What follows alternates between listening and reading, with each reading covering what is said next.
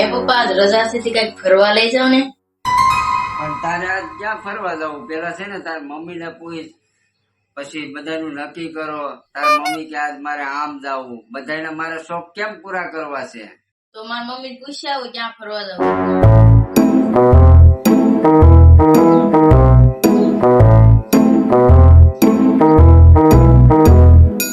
એ mummy આજ પપ્પાને પટાઈ નહીં તો ફરવા જવાનું મેળ આવી જાય. એને મારે કેમ પટાવવા?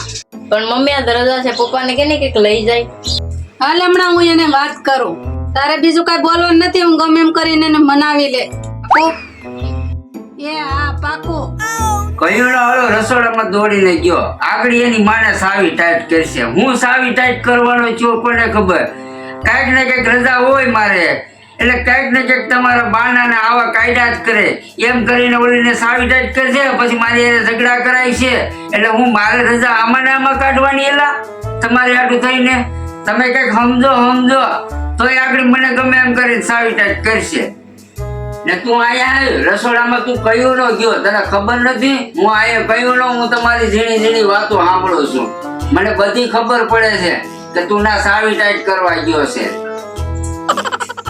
હું તો ખાલી મારી મમ્મી પાસે ગયો તો બીજું કાંઈ નથી કીધું. હાસુ બોલ હાસુ, તું કઈક ના સાવી ટાઈટ કરી આવ્યો છે, મને બધી ખબર છે. કાંઈ નહીં, મારી મમ્મી આવે એટલે પૂછી લેજો તમે. હા ઈ તો છે ને આગળ બધી ખબર પડી જાય. કેમ કે 5-10 મિનિટમાં ઓલો ગરમ કેમ તે કર્યું હોય એમ બધું તે ગરમ કર્યું હોય છે. એટલે એ આગળ આપણો આપ ઉકાળો આવશે, ગમે એનાથી ઉકાળો આવી જાય આગળ. જોઈજે ઘરમાં હું ને બકે છે. મને જવા દે આગળ એની ખબર. હાલ આશીષ હું તૈયાર થઈ જાઉં પછી બધી તાર પપ્પાને વાત કહું. હો હા મમ્મી તૈયાર થઈ જાય પછી આપણે બધા ફરવા જવાનું મેળ આવી જાય. મમ્મી ક્યારની ગઈ છે, હજી કેમ નો તૈયાર થઈને? મમ્મી તૈયાર થઈ ગઈ કે?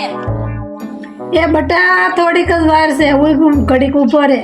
ઝડપ કર મમ્મી, નકર મોડું થઈ જાય. હું તૈયાર થઈ ગઈ છું આશીષ બટા. એસાનો મનો બેઠો રહેજે. હાલો ને તમારે રજા છે તે ક્યાંક ફરવા જાય વિપુલ?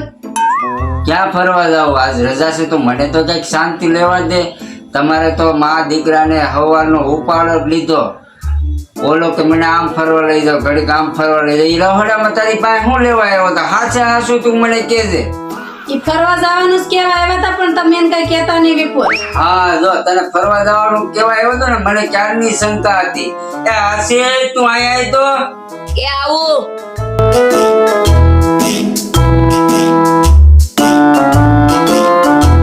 બોલો ને પપ્પા.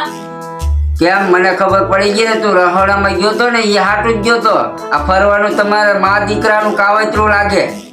આ રજા હું મારે અહીંયા પૂરી કરી દેવાની કે મારે કઈ આરામ નહીં કરવાનો કે બહાર એકલાને કઈ જવાનું નહીં? દર વખતે હું તમને રજા દિવસ લઈ જાઉં છું. હવે તો મને કઈક આરામ કરવા ગયો. હવે મારે શું કરવું? હા બટા માની જા. આવતી રજામાં તાર પપ્પા નકર નહીં લઈ જાય, કેન્સલ થાય. તાર પપ્પા જે કઈ વાત કે ની હાચી વાત છે. એકલા કામ કરે છે. એ પપ્પા હવે આવતી રજાએ જાવું આપણે ફરવા.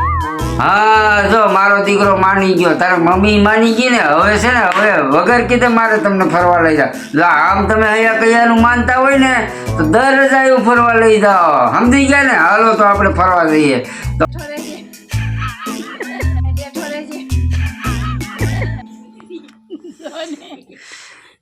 હા મમ્મી તૈયાર થઈને પપ્પાને કે તો હલો મિત્રો, અમારો કોમેડી તમને બ્લોગ કેમ લાગ્યો? તો સારો લાગ્યો તો લાઈક કરજો ને સબસ્ક્રાઈબ કરજો.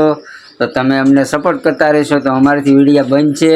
ખૂબ સારી એટલી મહેનત કરી છે. 3-4 મિનિટનો વિડીયો બન્યો છે. તો બધાને આવજો. જય માતાજી.